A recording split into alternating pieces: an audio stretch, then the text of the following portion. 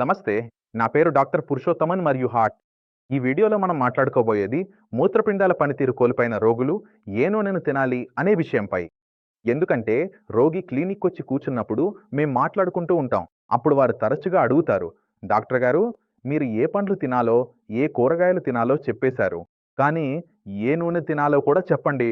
రోగి ఇలా అడిగినప్పుడు మన ఛానల్ చూస్తున్న అందరికీ ఈ ప్రశ్న ఖచ్చితంగా వస్తుందని నాకనిపిస్తుంది.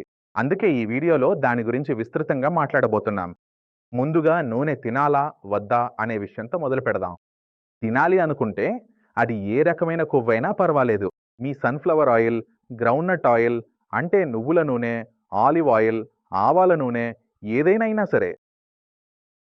ఏ రకమైన కొవ్వైనా, నూనె లేదా నెయ్యి మనం తినాలా? వద్దా? అలాగే వాటిని ఆహారంలో ఎలా ఉపయోగించాలో కూడా చూద్దాం. ముందుగా నూనె లేదా నెయ్యి తినవచ్చు. కిడ్నీ ఫెయిల్యూర్ ఉన్న రోగులు కూడా దీన్ని తినవచ్చు. కానీ ఏ ఆహారాన్ని కూడా మీరు నూనెలో పూర్తిగా వేయించి తయారు చేయకూడదు. ఉదాహరణకు పూరి, బటూరా, పకోడా వంటి వాటిని తినకూడదు. ఎందుకంటే అవి డీప్ ఫ్రై చేయబడతాయి. డీప్ ఫ్రై చేసిన ఆహారం ఆరోగ్యంగా ఉన్న వారికే సైతం సిఫార్సు చేయబడదు. కిడ్నీ ఫెయిల్యూర్ ఉన్న వారికి ఇది పూర్తిగా సరిపోదు. ఇప్పుడు నేను ఆహారంలో నెయ్యి లేదా నూనె కలపాలి అంటే ఎంత పరిమాణంలో కలపాలో, దాన్ని ఎలా ఉపయోగించాలో జాగ్రత్తగా చూడాలి. ఆహారంలో నెయ్యి, నూనె వంటి వాటిని చాలా తక్కువ పరిమాణంలో మాత్రమే ఉపయోగించాలి.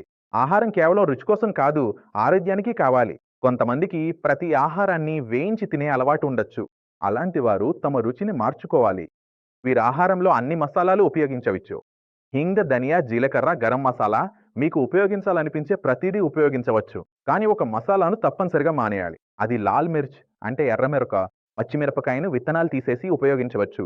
నల్ల మిరియాలను ఉపయోగించవచ్చు. కానీ ఎర్రమిరపను పూర్తిగా నివారించాలి. ఎందుకంటే అది మీ కడుపులో మంటను కలిగిస్తుంది. మీకు తెలుసు, బీపీ పెరుగుతుంది. ఇలాంటి సమస్యలన్నీ మొదలవుతాయి. అందుకే ఎక్కువగా ఎర్రమిరపను నివారించాలి. కొంతమంది తేగిమిరప వాడొచ్చని చిలికారు. అది రంగు మాత్రమే ఇస్తుంది, రుచి మాత్రం ఉండదు. ఏ రకమైన ఎర్రమిరపనైనా మూత్రపిండాల సమస్య ఉన్నవారు వాడకూడదు. అలా చెయ్యకూడదు. దాని తర్వాత మనం ఏ నెయ్యి తినొచ్చు, ఏ నూనె వాడొచ్చు అనేది చూద్దాం. దాని గురించి కూడా మనం మాట్లాడొచ్చు. నెయ్యి గురించి మాట్లాడితే నెయ్యి 2 రకాలుగా లభిస్తుంది. ఒకటి ఎక్కడి నుంచి వస్తుంది? ఒకటి పసిపాలన, ఆవు పాడి, ఆవు పాలను ఉపయోగించి తయారు చేస్తారు. ఆయుర్వేదంలో ఏమంటారంటే ఆవు పాలు ఉత్తమమైనవి. అది నుంచి తయారయ్యే నెయ్యి కూడా మంచిది. కాబట్టి మీరు ఆవు పాలను ఉపయోగించి తయారైన నెయ్యిని తక్కువ పరిమాణంలో మీ ఆహారంలో వాడొచ్చు. ఎలాంటి సమస్య ఉండదు. మీ దగ్గర దొరకకపోతే, ఆవు నెయ్యి దొరకకపోతే మేక నెయ్యి దొరికినా కూడా ఎలాంటి సమస్య లేదు. కానీ మీరు ఎప్పుడూ పరిమాణాన్ని గమనించాలి. అంటే చాలా తక్కువగా తినాలి. ఇప్పుడు మనం ఏ నూనెలు తినొచ్చో చూద్దాం. ఎందుకంటే అన్ని కూరగాయలు నెయ్యిలో వండలేదు. ప్రతి చోట నెయ్యిని ఉపయోగించలేను.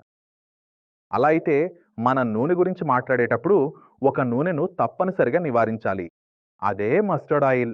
మీరు సన్‌ఫ్లవర్ నూనె, పల్లి నూనె, ఆలివ్ ఆయిల్ ఈ అన్ని నూనెలు తినొచ్చు. రైస్ బ్రాన్ ఆయిల్ కూడా తినొచ్చు. కానీ మీరు గమనించాల్సింది ఏమిటంటే మిక్స్ చేసిన నూనెలు అంటే వెజిటబుల్ ఆయిల్ అని పిలువబడే వాటిలో 2, 3 రకాల నూనెలు కలిపి ఉంటాయి. అలాంటి నూనెలను మీరు తప్పించుకోవాలి. అందుకే మీరు నూనె కొనుగోలు చేసే సమయంలో అది ఒకే రకం నూనె అని చూసుకోండి. అంటే అది పూర్తిగా పల్లి నూనె కావచ్చు, లేదా పూర్తిగా రైస్ బ్రాన్ ఆయిల్ కావచ్చు, లేదా పూర్తిగా ఆలివ్ ఆయిల్ కావచ్చు. ఈ మిశ్రమ నూనెలంటే ఇందులో కొంత రైస్ బ్రాన్, కొంత సన్‌ఫ్లవర్ కలిపిన నూనెలు. ఇలాంటి నూనెలను మీరు ఉపయోగించకూడదు. ఇప్పుడు మనం సరసోలా నూనెను ఎందుకు తప్పించుకోవాలని చెబుతున్నామో తెలుసుకుందాం. ఇది మీరు తెలుసుకోవాలి. ఎందుకంటే సరసోల నూనె మంచిదని మనం విన్నాం. దీనివల్ల కొవ్వు తగ్గుతుంది, కొలెస్ట్రాల్ పెరగదు అని చెబుతారు. అందుకే దాని గురించి కూడా మనం తెలుసుకున్నాం. సరసోల నూనె చెలుగాదు. కానీ సరసోల నూనె ఎక్కువగా ఉపయోగించే వారికి కొంత సమస్య ఉందని మనం చూస్తున్నాం. వాళ్ళ శరీరంలో బైకార్బ్ కొంచెం తక్కువగా ఉందని మనకు తెలుస్తోంది. ఇప్పుడు బైకార్బ్ ఎలా తగ్గిపోతుందో మనం అర్థం చేసుకోవడానికి ప్రయత్నించొచ్చు. మన శరీరం ఎప్పుడూ ఆమ్లాన్ని ఉత్పత్తి చేస్తూనే ఉంటుంది. దాన్ని మన మూత్రం ద్వారా బయటకు పంపుతూనే ఉంటాం. అందుకే మన మూత్రం ఆమ్లత్వం కలిగి ఉంటుంది. కానీ మూత్రపిండాలు పనిచేయడం ప్రారంభించినప్పుడు ఈ ఆమ్లాలు బయటకు వెళ్ళలేకపోతాయి. అవి యూరియా లాంటి వాటిలా మన రక్తంలో చేరడం ప్రారంభిస్తాయి. దాంతో మన రక్తం ఆమ్లత్వాన్ని పొందుతుంది. మన రక్తం ఎంత ఎక్కువగా ఆమ్లత్వాన్ని పొందుతుందో అంత వేగంగా మన మూత్రపిండాలు దెబ్బతింటాయి. అందుకే మూత్రపిండాలు మొదటి నుండి రెండో లేదా నాలుగో దశ వరకు నెమ్మదిగా ప్రభావితం అవడాన్ని మనం చూడవచ్చు. దానికి చాలా సంవత్సరాలు పడతాయి. కానీ నాలుగో దశ తర్వాత అది 10వ దశకు చేరుకోవడానికి ఎక్కువ సమయం పట్టదు. ఎందుకంటే శరీరంలో ఆమ్లాలు చేరుతూనే ఉంటాయి. ఈ ఆమ్లాన్ని మనం న్యూట్రలైజ్ చేయాల్సి ఉంటుంది. ఏ మూత్రపిండ వ్యాధి రోగిలోనైనా మూత్రపిండాల పనితీరు తగ్గే వేగాన్ని తగ్గించేందుకు మేమొక మాత్ర ఇస్తాము. దానికి పేరు సోడియం బైకార్బలేట్. ఇప్పుడు ఈ సోడియం అనేది మీ వంటగదిలో ఉపయోగించే బేకింగ్ సోడానే. కానీ దీన్ని మూత్రపిండ వ్యాధి రోగులు తప్పనిసరిగా ఉపయోగించాలి.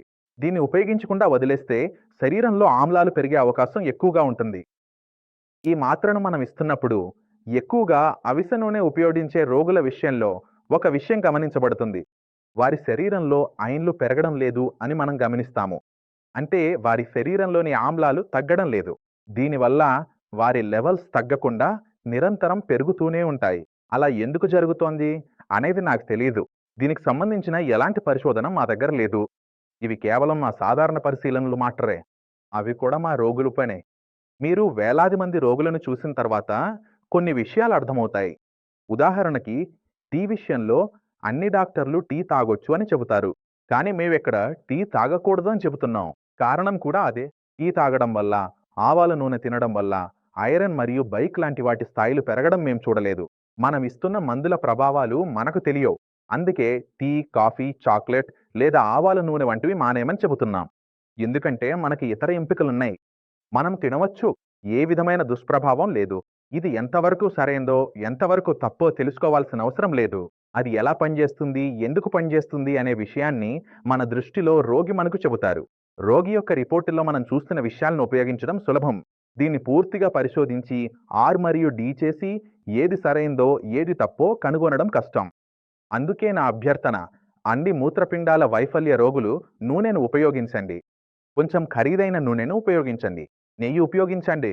సన్ఫ్లవర్ నూనెను ఉపయోగించండి. కానీ 600 విలువైన నూనెను తప్పించండి. మీరు తక్కువగా ఉపయోగించే చోట్ల నెలలో ఒకసారి లేదా 2 సార్లు ఉపయోగిస్తే ఎలాంటి సమస్య ఉండదు. కానీ మీరు ప్రతిరోజు ప్రతి కూరగాయను మస్టర్డ్ ఆయిల్లో వండితే అక్కడ ఈ సమస్య వచ్చే అవకాశం ఉంది. అందుకే మీరు మీ రిపోర్ట్లను తీసుకుని చూడాలి. మీ రిపోర్టుల్లో బైక్ క్యాపిటల్ ఎంత ఉంది, ఎంత లేదు అనేది చూడాలి. మీ రిపోర్టుల్లో బైక్ విలువ రాకపోతే తదుపరి మీరు పరీక్ష చేయించుకునే సమయంలో అక్కడ మీ స్క్రీన్లో కనిపించే బైక్ కార్బోనేట్ అనే పరీక్షను కూడా చేర్చమని చెప్పండి. నా కేఎఫ్టీతో పాటు ఈ పరీక్షను కూడా చేయండి అని చెప్పండి. మీకు మీ బైక్ తక్కువగా ఉందని తెలిసినట్లయితే నేను చెప్పినట్లుగా కాఫీ, ఆవాల నూనె, పులుపు ఆహారాలు ఇవన్నీ మానేయాల్సి ఉంటుంది.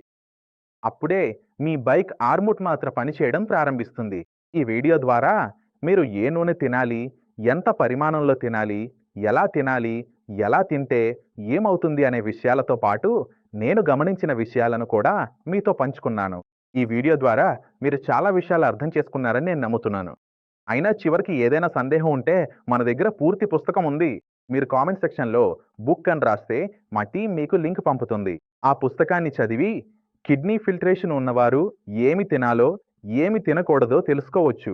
ఎవరైనా కలిసి ఈ ప్రయాణాన్ని కొనసాగించవచ్చు. తర్వాతి వీడియోలో కలుద్దాం. అంతవరకు నమస్తే.